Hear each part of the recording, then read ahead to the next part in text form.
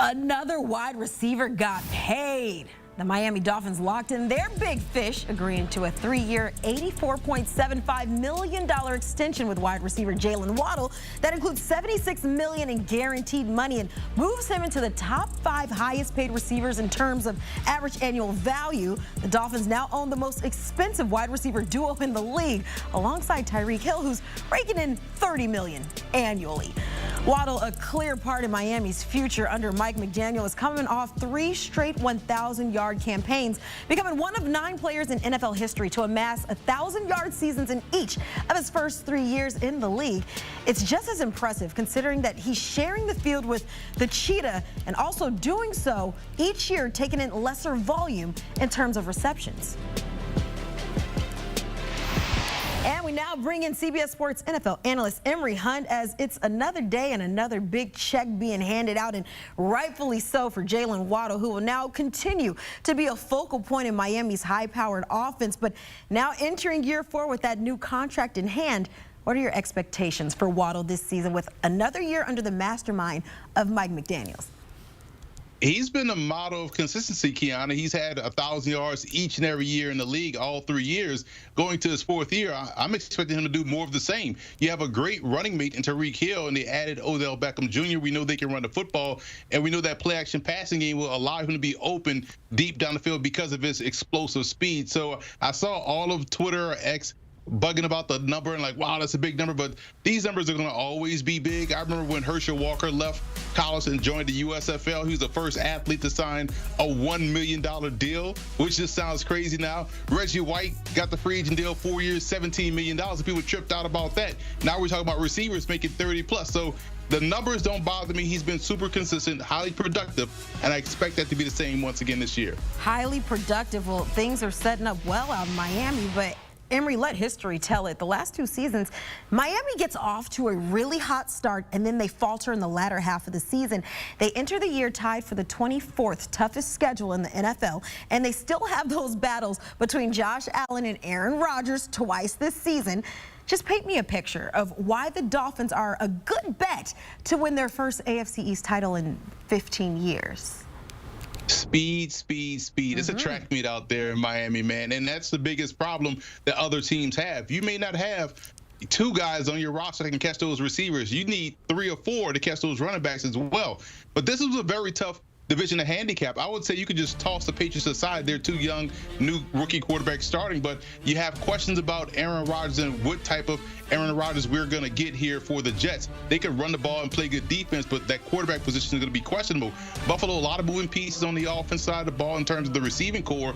Can Keon Coleman step up and be that number 1? They also have some questions depth-wise defensively. Miami, to me, has a lot of depth on defense. We saw them triple down at edge rusher in the offseason and in the draft. They bring in Shaq Barrett. You're getting back healthy Jalen Phillips and also Bradley Chubb. You draft Chop Robinson and Mo Kamara, 2 guys that can get after the quarterback. And we know about that depth chart that we just spoke of with the running back position and also their receiving core. So Tua Tagovailoa has a lot of weapons, and he stayed healthy last season, which was great for this football team. I expect them going into the season to be the more complete team in the AFC. It's going to be tight. It's going to come down to a game, but I like the Dolphins' chances more than anyone else. Yeah, you say the depth on defense and then speed.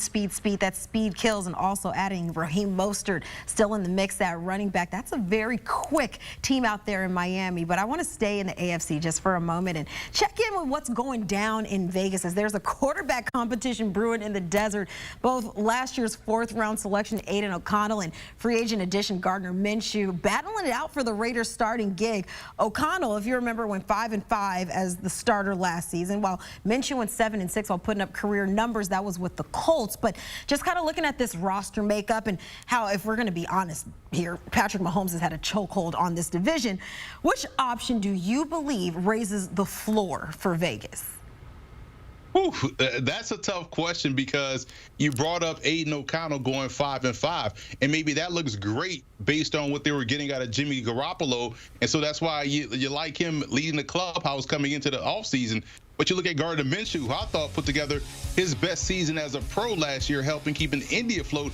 And let it be known, they came 1 4th down drop pass away from knocking the Texans out of the postseason and themselves going to the playoffs. So this is going to be a very tight quarterback battle coming down to the wire. Now, neither guy to me is a quote-unquote franchise guy, but if you're looking at who has the more upside, it probably would be Gardner Minshew coming in, because you went out and you chose him, you signed him to some money, and he could have stayed in Indianapolis, but he wanted to go somewhere where he thought he had an opportunity to be a starter once again. I think this is going to be his opportunity, and it wouldn't.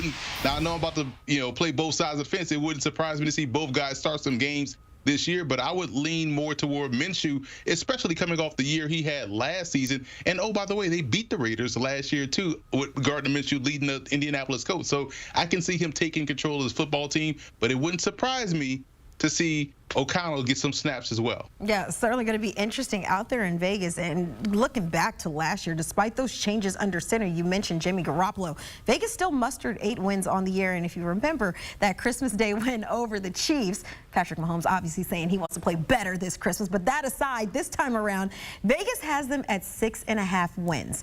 You still have Max Crosby on defense. Offensively, Devontae Adams still there. You had Brock Bowers. Josh Jacobs, though, he's out. But do you see them surpassing that win total this year? I do, and I feel like the Raiders can flirt once again with 8 wins. I do feel like 7 is more of a realistic number, but 8 is definitely not out of the question, but definitely going over 6.5 because of what you talked about. Their defense is going to be really good this year. They should be able to run the football. They do have weapons at receiver. We know they have double down at tight end. We saw them draft Michael Mayer last year and come back this year and take one of the best players, regardless of position in the draft, at tight end out of Georgia. And so we know this offense has pieces, but it's going to come down to that quarterback position and whether or not O'Connell or Minshew can help raise the level of play to beat a Kansas City once again and beat a Chargers team now that's probably going to be more emphasizing the run game. And to me, I feel like they could sweep the Broncos. That's not knocking the Broncos. It's just trusting what the Broncos have done at the quarterback position, juxtaposed to what we've seen from the Raiders with 2 guys that are capable of finding ways to win games. So I do like them to go over this number, but 7 to me is the magic number for Vegas. Magic number. I'm thinking of magic numbers. You talk about another year under Antonio Pierce. As time progresses, certainly things get better. And you know what also gets better with time? Emory, it's when you get older. So before I let you go, I have to wish you a very, very happy birthday. Set for your May 31st. A Gemini. I think we're learning a lot about you right here on CBS Sports HQ. Wishing you tons of happiness and enjoy your birthday weekend. We won't bother you too much, but we appreciate you stopping by beforehand and giving us some insight on the happenings around the NFL. Appreciate it, Emory. Appreciate you, Kiana. And you can get your fill of NFL futures on sportsline.com. Sign up using the promo code FOLLOW to get 60% off the annual price. You'll get access to daily picks, analysis, and projections from our experts and proven models. Make sure you head to sportsline.com/join or see right there, scan that QR code and just follow us to the pay window. Coming up.